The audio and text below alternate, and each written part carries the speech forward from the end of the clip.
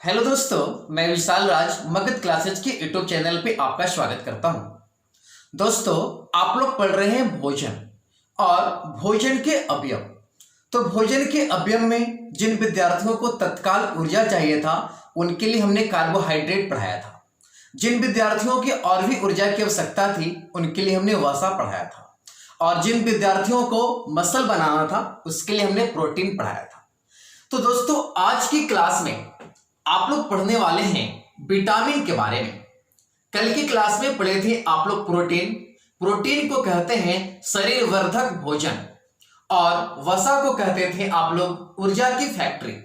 तो कल की क्लास में आप लोग पढ़े थे वसा के बारे में। वसा को आप लोग कहते हैं ऊर्जा की फैक्ट्री, और प्रोटीन को कहते हैं शरीर वर्धक भोजन। उसी प्रकार से विटामिन को कहते हैं दोस्तों सुरक्षात्मक भोजन। यानी विटामिन क्या करता है, ये आपको सुरक्षा प्रदान करता है। किससे सुरक्षा प्रदान करता है? रोगों से। जो आपके शरीर में जो रोग होते हैं उनसे सुरक्षा प्रदान करने का कार्य कौन करता है? विटामिन। दोस्तों, विटामिन के बारे में सर्वप्रथम 1911 ईस्वी में फंक ने बतलाया कि विटामिन किसी भी व्यक्ति के शरीर में अल्प मात्रा में होना चाहिए। इसकी कमी से भी रोग होता है और इसके अधिकता से भी रोग होता है। यानी विटामिन की मात्रा यदि बढ़ भी जाएगा तो भी रोग होगा, और घट भी जाएगा तो भी रोग होगा। यानी विटामिन आपके शरीर में संतुलित मात्रा में उपस्थित होना चाहिए। इसके बाद दोस्तों, आज के समय में विटामिनों की श्रृंखला 6 प्रकार के मुख्यतः ए, बी, सी, डी, ई और के।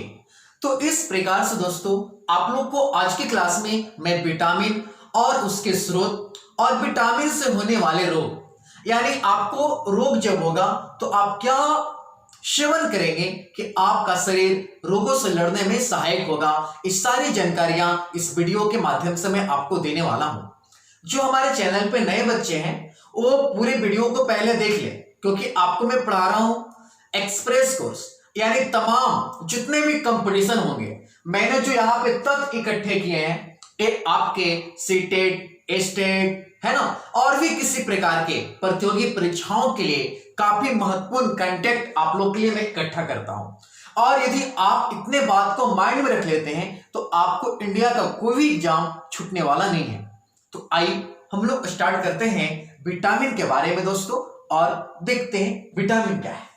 देखिए, विटामिन इसके बगल में लिखा हुआ है सुरक्षात्मक भोजन। यानी विटामिन जो है वो आपको सुरक्षा प्रदान करता है। किससे? रोगों से। औरों से नहीं, रोगों से। आप लोग को लग रहा होगा सुरक्षा हम लोग को व्यक्तियों से पहुंचाता नहीं, आपके शरीर में जो रोग उत्पन्न होते हैं ना, उस रोगों से लड़ने में सहायक होता है कौन? विटामिन। विटामिन किसी प्रकार का ऊर्जा प्रदान नहीं करता है, यह जो होता है रोगों से क्या करता है? लड़ता है। तो आइए दोस्तों, विटामिन यानी सुरक्षात्मक भोजन, और ये लेक्चर नंबर 4 है। इससे पहले मैं भोजन का 3 वीडियो पढ़ा दिया हूं। जो बच्चे नए होंगे इससे पिछले वाले वीडियो तीनों को देखेंगे तो पूरी तरह से कहानी समझ में आएगा, है ना। और देखने के लिए आप चैनल को सब्सक्राइब करेंगे तो आपको सारा नोटिफिकेशन प्राप्त होगा और वीडियो को देख पाएंगे दोस्तों। आइए, आप लोग जानते हैं विटामिन जिसको कहते हैं सुरक्षात्मक भोजन।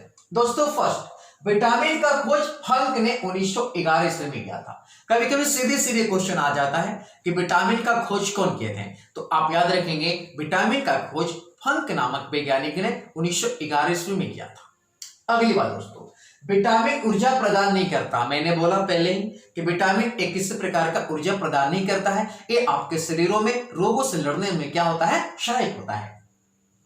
विटामिन शरीर के रोगों से रक्षा करता है, अर्थात शरीर को पूर्ण रूप से क्या करता है? स्वस्थ करता है। यानी विटामिन का जो कार्य है वो आपके शरीर को स्वस्थ रखना है, आपके रोगों से लड़ना है, आपके प्रतिरोधक क्षमता को बढ़ाना है, ताकि आपको किसी भी प्रकार का रोग आप पर अटैक न करे। ये सारा कार्य किसका है दोस्तों? विटामिन का है ना। और विटामिन किसी प्रकार का ऊर्जा प्रदान नहीं करता है, और यह आपको जो बाहर से प्रतिरोधक क्षमता जो कम जाता है तो आपको रोग हो जाता है, तो ये प्रतिरोधक क्षमता को विटामिन क्या करता है? बढ़ाता है, जिससे आपसे रोग कोसों दूर रहता है ना। तो आइए अगली बात जानते हैं दोस्तों। अगली बात, विटामिन हमारी आंख, अस्थियां मतलब होता है हड्डी, दांत और मसूड़ों को स्वस्थ रखने में सहायता करता है। जी बिल्कुल, विटामिन जो होता है वो आपके आंख, अस्थियां मतलब हड्डी, दांत और मसूड़ों को स्वस्थ रखता है ना, यानी मसूड़ों को स्वस्थ रखने में क्या होता है, सहायता होता है। अब देखिए दोस्तों, विटामिन जो होते हैं वो मुख्य रूप से आपके 6 प्रकार के होते हैं, A B C D E और क्या के। दोस्तों, वैज्ञानिकों ने विटामिन को 2 वर्गों में बांटा, एक घुलनशीलता के आधार पे, यानी एक विटामिन जो होता है वो जल में घुलता है और एक विटामिन जो होता है वसा में घुलता है। यानी घुलनशीलता के आधार पे विटामिन 2 प्रकार के होते हैं, एक जल में घुलनशील विटामिन और एक होते हैं वसा में घुलनशील विटामिन। तो जल में घुलनशील विटामिन कौन होते हैं, बी और सी, और वसा में घुलनशील विटामिन होते हैं ए डी ई के। यानी आप ऐसे याद रखेंगे, जल में, तो जल में घुलनशील विटामिन बी सी। बहुत बार क्वेश्चन पूछा गया है कि जल में घुलनशील विटामिन कौन है, बी सी। तो बस बी सी आप याद हो गया, तो अब क्या बचेगा आपके पास, ए डी ई और क्या के। तो ये जो 4 विटामिन है ये आपके घुलनशील होते हैं, किसमें, वसा में। याद रखेंगे, जल में घुलनशील 2 विटामिन होते हैं, बी सी, और वसा में ए डी ई और के। यहां पे हमने लिखा घुलनशीलता के आधार पे विटामिन 2 प्रकार के होते हैं। आपके फर्स्ट ये होते हैं जल में घुलनशील बी और सी, और सेकेंड होते हैं वसा में घुलनशील ए डी ई और के। अब दोस्तों, आप लोग जानेंगे कुछ विटामिन, और कभी कभी परीक्षाओं में आपके विटामिन से उसका रासायनिक नाम पूछ देता है। देखिए, आप लोग सारे बात को जानते हैं, है ना, आप लोग में विद्वता की कोई कमी नहीं है, आप लोग पढ़े लिखे लोग हैं, लेकिन निरंतर प्रयास की कमी है। और आपको मैं बस प्रयास करा रहा हूं, बस आप लोग हेडफोन लगा के इसको सुनिए और कॉपी में लिखिए 2-4 बार, आपके माइंड में सेट हो जाएगा। और जब भी कभी भी विटामिन से प्रश्न आएगा तो आपसे बन जाएगा, एक भी नहीं छूटेगा। आपको मेहनत नहीं करना है, आपके लिए मेहनत मैं करता हूं, आप लोग के लिए मेहनत करके मैं कंटेंट तैयार करता हूं, और इतना कंटेंट से आपको एक भी ज्यादा आने वाला नहीं। तो आइए अब हम लोग जानते हैं विटामिन और उसके रासायनिक नाम। देखिए बच्चों, विटामिन और इधर रासायनिक नाम 2 कॉलम हमने बनाया है। फर्स्ट, विटामिन ए का रासायनिक नाम है रेटिनॉल, है ना। अगला, विटामिन बी का रासायनिक नाम है थायमिन। विटामिन सी का रासायनिक नाम है एस्कॉर्बिक अम्ल। अगला देखेंगे, विटामिन और रासायनिक नाम का कॉलम है। विटामिन डी का रासायनिक नाम है कैल्सीफेरॉल। विटामिन ई का रासायनिक नाम है टेकोफेरॉल। अगला देखिए, विटामिन के का रासायनिक नाम है फिलोक्विनोन, यानी जब के का पूछेगा तो फिलोक्विनोन। तो इसमें से कभी कभी आपके कंपिटिटिव एग्जाम में किसी भी विटामिन का रासायनिक नाम पूछ देता है, तो आप इतना देख लेंगे तो आपसे प्रश्न नहीं छूटेगा। अब दोस्तों, आप लोग पढ़ेंगे विटामिन और उसके रासायनिक नाम। अब हम लोग जानेंगे कि जो आपको विटामिन सुरक्षा के लिए चाहिए, तो वो विटामिन आप प्राप्त कहां से करेंगे, विटामिन के स्रोत क्या है। अब विटामिन की कमी से जो आपके शरीर में रोग होगा, तो रोग कौन से हैं, उसके लक्षण क्या हैं, है ना, इस सारी जानकारियां मैं अभी आपको दे रहा हूं। तो आइए जानते हैं विटामिन, उसकी कमी से होने वाला रोग, है ना। आप लोग पढ़ रहे हैं विटामिन और उसकी कमी से होने वाला रोग के बारे में। आइए दोस्तों, ध्यान से देखिए, यहां पे कॉलम बना दिया मैं आप लोग के लिए, विटामिन, रोग, लक्षण और स्रोत। विटामिन तो आप जानते ही हैं, A B C D E के। First, vitamin A. Vitamin A की कमी से आपके शरीर में रतौंधी होगा, जो आंखों का रोग है, यानी कम रोशनी में आपकी आंखों से दिखाई कम देगा, तो समझ लीजिए कि आपको रतौंधी हो गया। रतौंधी मतलब आंखों का रोग है, और एक कम रोशनी में आपको दिखाई कम देगा। और यदि आप रतौंधी से ग्रसित हैं तो आपको कुछ परेशान नहीं होना है। अब इसका दवाई भी बहुत कम दाम में उपलब्ध हो गया है ना, तो आप इसका स्रोत गाजर यूज करें, पपीता, दूध, मक्खन और अंडा का सेवन करें, है ना। यानी आपको रतौंधी जब हो गया है तो आप गाजर, पपीता, दूध, मक्खन, अंडा का उपयोग कर सकते हैं, आपको कोई प्रॉब्लम नहीं है। चलिए अगली बात, विटामिन बी। बी की कमी से आपको रोग होता है बेरी, है ना दोस्तों। एक क्या है, बच्चों का रोग है, इसमें मांसपेशियां जो होता है कमजोर होता है और थकावट हो जाता है ना।